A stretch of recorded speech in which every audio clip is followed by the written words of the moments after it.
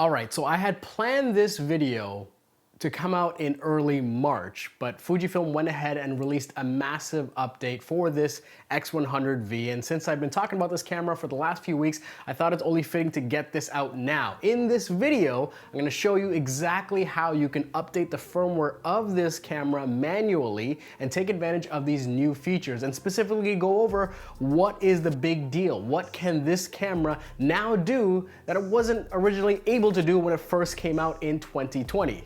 Let's get this started. But God might be on vacation, and the promised land they ain't never promised. My baby telling me to be patient, but the devil always working overnight, my darling. Good morning and welcome back to the channel. If it's your first time here, I appreciate you clicking on the thumbnail and checking this video out. My name is Gajan. We're gonna talk about this camera right here, the Fujifilm X100V. I've been talking about it for the last few weeks, so it's only fitting that when I have this information, I make the video as soon as possible, regardless if the sun is not out just yet. It is crazy early. Anyways, with this update, version 2.0 of the software, you can now use the ND filter in the X100V in video mode. This is something that I've been asking for in my initial review last year when I had hands-on with this camera, and now you can do it. Another major update with this software is that you can use your X100V as a webcam at home.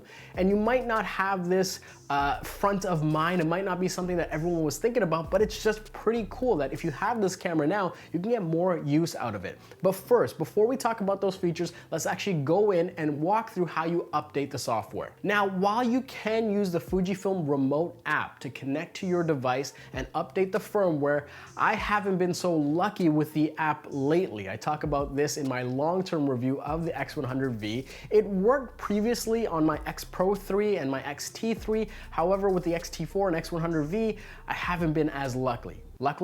I haven't been as lucky. So this is how you're gonna update your firmware manually and make sure it works every single time. First, you're gonna go to the Fujifilm firmware website. I'll leave a link in the description. Scroll down to find the camera, this one being the Fujifilm X100V. Go ahead, download that firmware.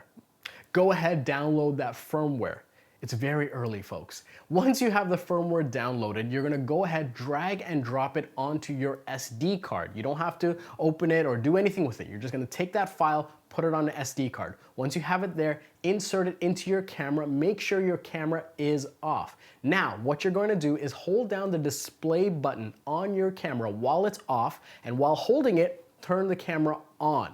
You keep holding that button and you'll see the firmware update menu pop up, which shows you the current firmware of your body. And if you're using a different camera, it'll show you the current firmware of your body and the lens you have mounted. From here, you're just gonna simply click OK, move through the menus, click that you wanna install, and let it do its thing. And that's it. You've updated the firmware on your Fujifilm X100V. Again, you can do this through the remote app, and if it works through there, you're just connecting via Bluetooth to your camera, going into the firmware update in the app, and letting it do its thing through the app itself. I've just been more lucky, and when I say more lucky, it works 100% of the time. When I do it the manual way, it just gives me that peace of mind.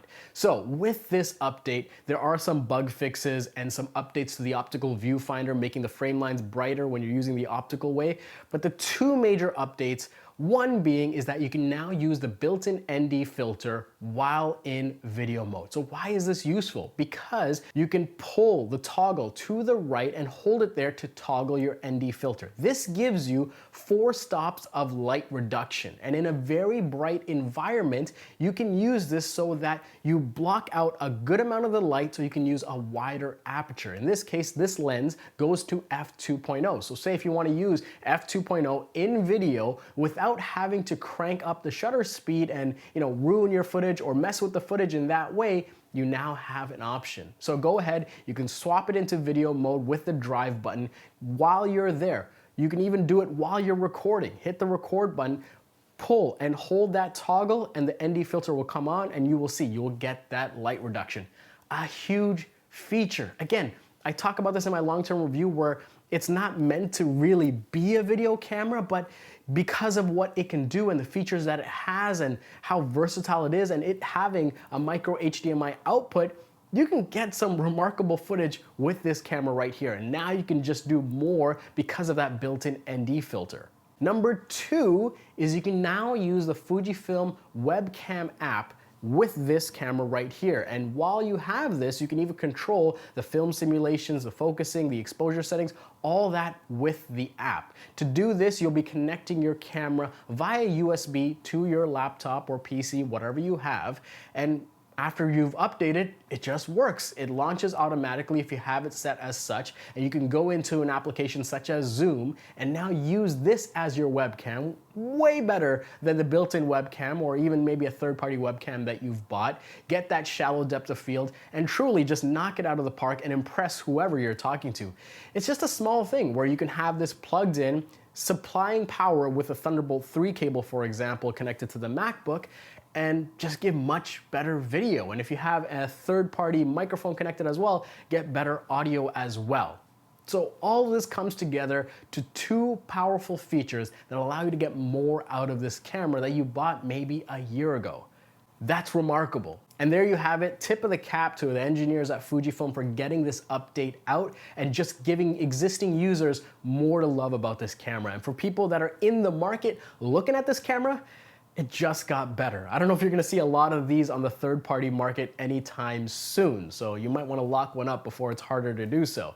And if I'm being honest, if I have to take a guess, I think there's more firmware updates to come to this camera that are gonna make it even better in the months and years to come. Anyways, that's how you update the firmware manually, and those are the new features in practice and what you can do with them. Let me know in the comments below, what else would you like to see come to this camera? What do you want Fujifilm to update in their next major revision? I'd love to dialogue with you guys there in the comments below. As always, my name's Gajan. Thank you so much for watching, and I'll see you in the next one.